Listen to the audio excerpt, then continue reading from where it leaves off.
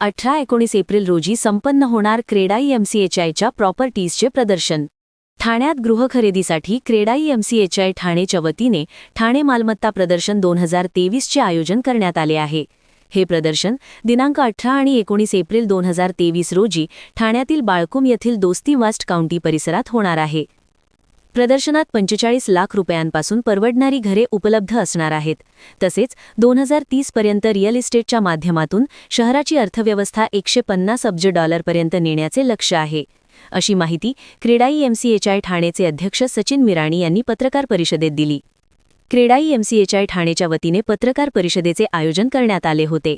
यावेळी क्रेडाई MCHI ठाणेचे अध्यक्ष सचिन मिराणी, सचिव फैयाज विराणी, मालमत्ता प्रदर्शन समितीचे अध्यक्ष विभव बोरकर, पुनर्विकास समितीचे अध्यक्ष महेश बोरकर, निर्वाचित अध्यक्ष गौरव शर्मा, युवा शाखेचे अध्यक्ष निमित मेहता, पुनर्विकास समितीचे सचिव अमित दातार, समिती सदस्य भावेश गांधी यांच्यासह समितीचे इतर पदाधिकारी उपस्थित होते। ठाणे शहरात विविध पायाभूत सुविधा निर्माण होत आहेत, त्यामुळे ठाणे शहरात गृहखरेदीस नागरिकांकडून प्राधान्य दिले जात आहे।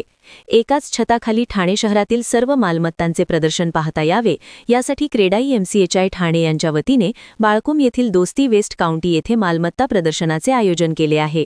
देशातील आघाडीच्या बांधकाम व्यावसायिकांकडून ठाणे शहरात सुरू असलेल्या विविध गृहप्रकल्पांसोबत नागरिकांना एकाच ठिकाणी गृहकर्जासाठी विविध बँकांचे प्रतिनिधी आणि खासगी वित्तीय संस्थांसोबत संपर्क साधता येईल। महारेला कायद्यातील तरतुदींबाबत या प्रदर्शनातून माहिती दिली जाणार आहे। मालमत्ता प्रदर्शनाच्या माध्यमातून प्रतिष्ठित गृहसंकुलातील घरांचा पर्याय नागरिकांना उपलब्ध होणार आहे। प्रदर्शनाला भेट देणाऱ्या प्रत्येकाचे समाधान होईल, असा विश्वास सचिन मिराणी यांनी व्यक्त केला। या प्रदर्शनाच्या माध्यमातून एकाच आठवड्यात घर आणि गुंतवणुकीसाठी मालमत्ता पाहून खरेदी करण्याची संधी मिळेल, असे सचिव फैयाज विराणी यांनी सांगितले। तर ठाणे शहर हे नागरिकांच्या पसंतीचे शहर होत आहे। शहरात गृहखरेदी वाढल्याचे प्रदर्शनाचे अध्यक्ष विभव बोरकर यांनी सांगितले।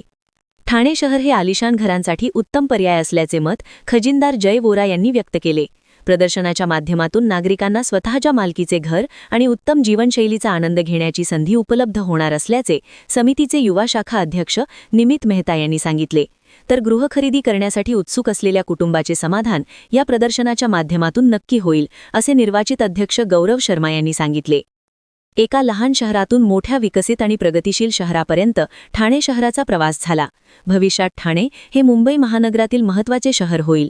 शहरातील उत्तम पायाभूत सुविधा, मुंबईसह राज्यातील इतर भागात पोहोचण्यासाठी रस्ते, रेल्वे आणि लवकरच सुरू होणाऱ्या मेट्रोसह विविध पर्याय आणि दर्जेदार जीवनशैली लक्षात घेऊन भविष्यासाठी ठाणे शहरामध्ये नागरिकांनी गृहखरेदी करावी, असे आवाहन जितेंद्र मेहता, माजी अध्यक्ष क्रेडाई MCHI ठाणे यांनी समस्त गृहखरेदीदारांना केले आहे। ब्युरो रिपोर्ट जनादेश। आपली माणसं, आपला देश, पाहत रहा जनादेश। ठाणे महानगरपालिकेतील अग्निशमन विभागाच्या ताफ्यात झाली अत्याधुनिक वाहनांची एंट्री। ठाणे महानगरपालिका अग्निशमन, घनकचरा आणि उद्यान विभागांमध्ये नवीन हायटेक वाहने दाखल झाली आहेत। यात उंच इमारतींमधील आगीवर नियंत्रण मिळवण्यासाठी अग्निशमन विभागात आर्टिक्युलेटिंग वॉटर टॉवर वाहने, शहरातील रस्ते स्वच्छतेचा दर्जा उंचावण्यासाठी आधुनिक रोड स्वीपर मशीन्स, तसेच उद्यान विभागामध्ये धोकादायक वृक्षाच्या फांद्या छटण्यासाठी हायड्रॉलिक एरियल लिफ्ट या वाहनांचा समावेश आहे। यामुळे आता आग विझवणे, रस्ते साफसफाई आणि झाडांच्या फांद्या छाटणी सुपरफास्ट होणार आहे। ठाणे महानगरपालिकेच्या विविध विभागांसाठी अत्याधुनिक वाहनांचा मोठा ताफा शहरात दाखल झाला असून महापौर शर्मिला पिंपळोणकर यांच्या हस्ते या वाहनांचे लोकार्पण करण्यात आले। या नव्या यंत्रणेमुळे शहरातील आपत्कालीन सेवा, स्वच्छता आणि पावसाळ्यापूर्वीची तयारी अधिक वेगाने आणि सुरक्षितपणे पार पडणार आहे।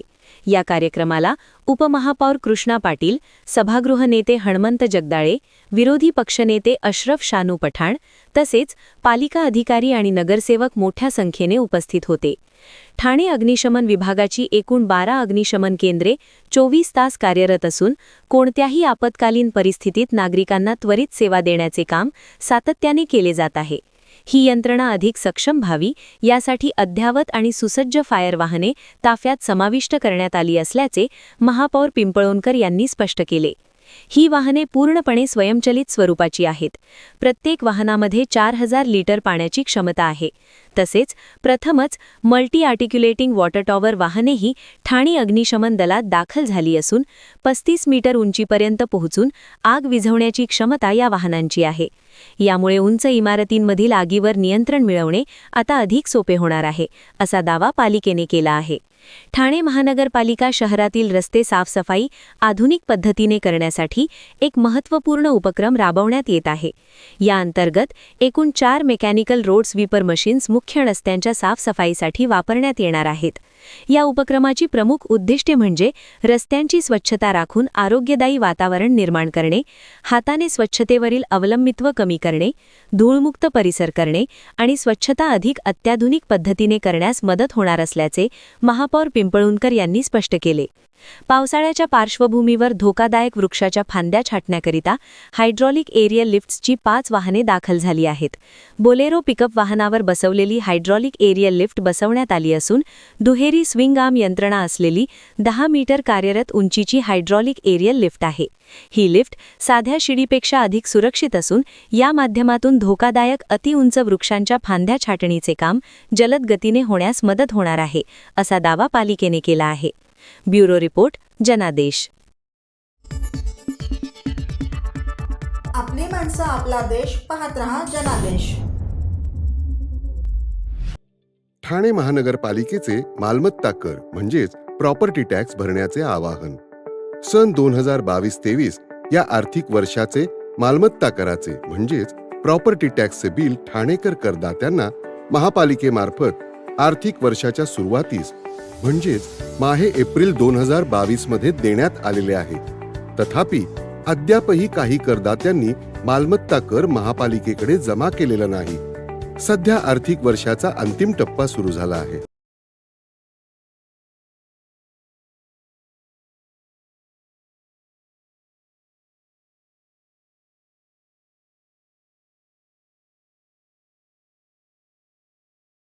जप्त करण्यात येत असून मालमत्तेचा जाहीर विक्रीद्वारे लिलाव करून कराची रक्कम वसूल करण्यात येत आहे. मालमत्तेस पाणी पुरवठा करण्यात येणारे नळ संयोजन खंडित करण्यात येत आहेत.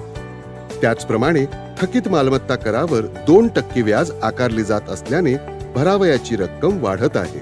आपला मालमत्ता कर propertytax.thanecity.gov.in या लिंकद्वारे तसंच गुगल पे, फोन पे, पेटीएम याद्वारे ऑनलाईन पद्धतीने करण्याची सुविधा उपलब्ध करून दिली आहे. शनिवार, रविवार व सार्वजनिक सुट्टीच्या दिवशी नागरिकांना मालमत्ता कर भरणे सोयीचे व्हावे याकरता महापालिकेचे मालमत्ता कर संलग्न कार्यालय या दिवशी कार्यान्वित ठेवण्यात आलेले आहे. तरी मालमत्ता कर वसुलीची अप्रिय कारवाई टाळण्याच्या दृष्टिकोनातून मालमत्ता कर भरून महापालिकेस सहकार्य करावे. धन्यवाद. आपली माणसं, आपला देश. पाहत रहा जनादेश. कोपरी रेल्वे पुलावर क्रेन उलटल्याने प्रवासी झाले ट्रॅफिकने हवालदिल.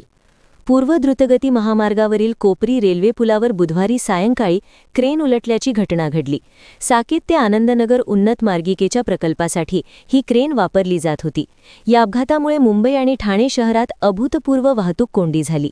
महामार्गावरील मुंबईहून ठाण्याच्या दिशेने वाहतूक करणाऱ्या मार्गिकेवर कोपरी रेल्वे पूल ते विक्रोळी आणि ठाण्याहून मुंबईच्या दिशेने वाहतूक करणाऱ्या मार्गिकेवर कोपरी रेल्वे पूल ते माजिवडा चौकापर्यंत वाहतूक कोंडी झाली होती. या वाहतूक कोंडीचा परिणाम ठाणे शहरातील अंतर्गत मार्गांवरही झाला. रात्री कामाहून घरी परतणाऱ्या नोकरदारांचे मोठ्या प्रमाणात हाल झाले. ठाणे शहरात साकेत पूल ते कोपरी येथील आनंदनगर उन्नत मार्गिकेच्या निर्माणाचे काम सुरू आहे. या कामामुळे पूर्व द्रुतगती महामार्गावर ठिकठिकाणी खोदकामे झाली असून त्याभोवती अडथळे बसवण्यात आले आहेत. कोपरी येथील रेल्वे पुलावरही याच प्रकल्पाचे काम सुरू आहे. त्यामुळे येथे मोठ्या क्रेन उभ्या केल्या जातात. बुधवारी सायंकाळी 4 वाजताच्या सुमारास येथील एक क्रेन तांत्रिक बिघाडामुळे उलटली. क्रेनचा बहुतांश भाग ठाण्याहून मुंबईच्या दिशेने वाहतूक करणाऱ्या मार्गिकेवर झुकला. त्याचा परिणाम महामार्गावरील वाहतुकीवर झाला. वाहतूक पोलिसांनी पर्यायी मार्गावरून वाहतूक वळवण्याचा प्रयत्न केला. अपघातग्रस्त क्रेन रस्त्यावरून बाजूला करण्यासाठी तांत्रिक अडचणी येत असल्याने रात्री 8 नंतरही क्रेन रस्त्यामधून बाजूला झाली नव्हती.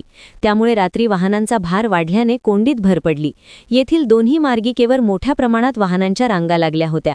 मुंबईहून ठाणे शहराच्या दिशेने वाहतूक करणाऱ्या मार्गिकेवर कोपरी रेल्वे पूल ते विक्रोळीपर्यंत वाहनांच्या रांगा लागल्या होत्या.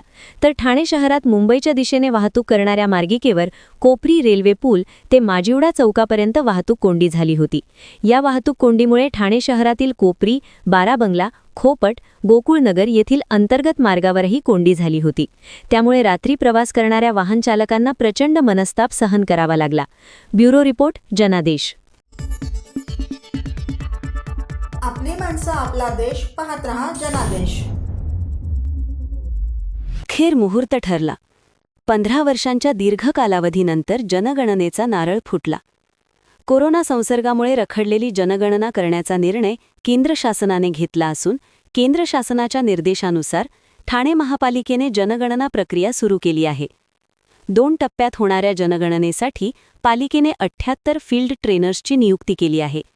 फील्ड ट्रेनर्सचे टप्प्याटप्प्याने प्रशिक्षण आणि घरगणनेच्या प्रायोगिक अंमलबजावणीला सुरुवात करण्यात आली आहे. यामुळे 15 वर्षांनंतर शहराची जनगणना होणार आहे.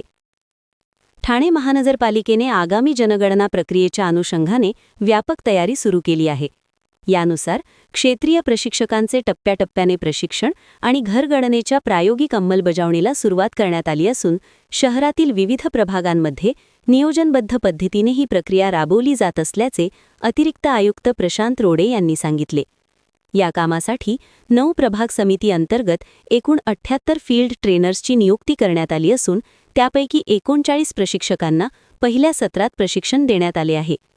6 ते 8 एप्रिल या काळात सकाळी 9 ते संध्याकाळी 6 या वेळेत माजिवाडा, मानपाडा, उथळसर, लोकमान्य नगर, सावरकर नगर आणि वर्तक नगर या प्रभागांमध्ये प्रशिक्षण सत्र पार पडले.